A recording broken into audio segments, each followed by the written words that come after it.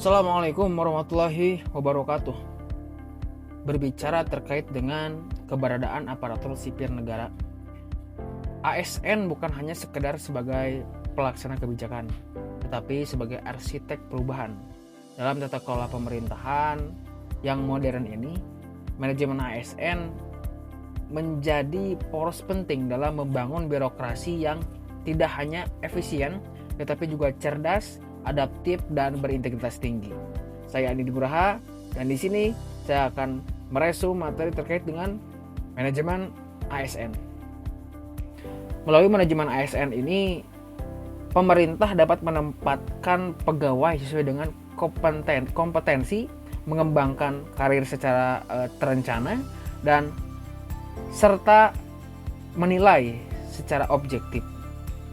Selanjutnya, berdasarkan Undang-Undang Nomor 20 Tahun 2023 terkait dengan ASN, bahwasanya manajemen ASN merupakan serangkaian proses pengelolaan ASN untuk mewujudkan ASN yang profesional dengan hasil kerja yang tinggi dan perilaku sesuai dengan nilai-nilai dasar ASN, bebas dari intervensi politik serta bersih dari praktik KKN.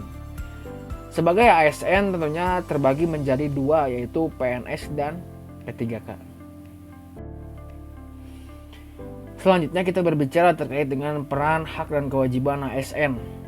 Berbicara terkait dengan peran, tentunya kita sebagai ASN berperan sebagai perencana, pelaksana, dan pengawas penyelenggaraan tugas umum pemerintahan dan pembangunan nasional melalui pelaksanaan kebijakan dan pelayanan publik yang berprofesional, bebas dari intervensi politik, serta bersih dari praktik KKN. Hak kita sebagai ASN tentunya terdiri dari penghasilan, penghargaan, tunjangan dan fasilitas. Selanjutnya ada jaminan sosial, lingkungan kerja, pengembangan diri, serta bantuan hukum. Kita tentunya sebagai ASN memiliki kewajiban yang terdiri atas setia kepada Pancasila dan Undang-Undang Dasar 1945, Negara Kesatuan Republik Indonesia, serta pemerintahan yang sah. Selanjutnya, kita harus menaati tentunya ketentuan dan peraturan perundang-undangan. Kita harus melaksanakan nilai dasar ASN dan kode etik serta kode perilaku.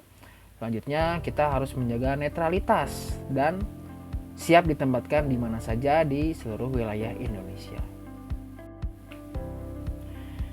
Berbicara terkait dengan sistem merit.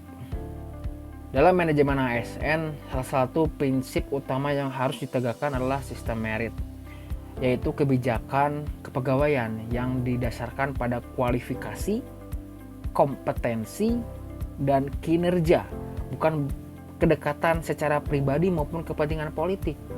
Dengan sistem merit ini, birokrasi menjadi lebih profesional, transparan, dan akuntabel. Tentunya dengan adanya sistem merit ini juga berdampak terhadap organisasi ataupun ASN itu sendiri. Terhadap organisasi, tentunya sistem merit ini akan mendukung keberadaan prinsip akuntabilitas yang saat ini menjadi tuntutan dalam sektor publik.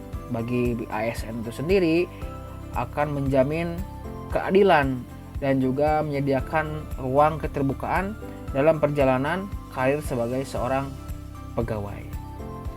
Selanjutnya adalah terkait dengan manajemen pengelolaan ASN, di mana kita bisa lihat di sini dimulai dari pengadaan atau penyusunan kebutuhan, selanjutnya dimulai dari penyusunan dan penetapan kebutuhan, selanjutnya pengadaan, pangkat dan jabatan, selanjutnya ada pengembangan karir, prakarir, promosi dan mutasi, penilaian kinerja, penggajian dan tunjangan, selanjutnya ada disiplin, ada pemberhentian, ada jaminan hari tua dan perlindungan.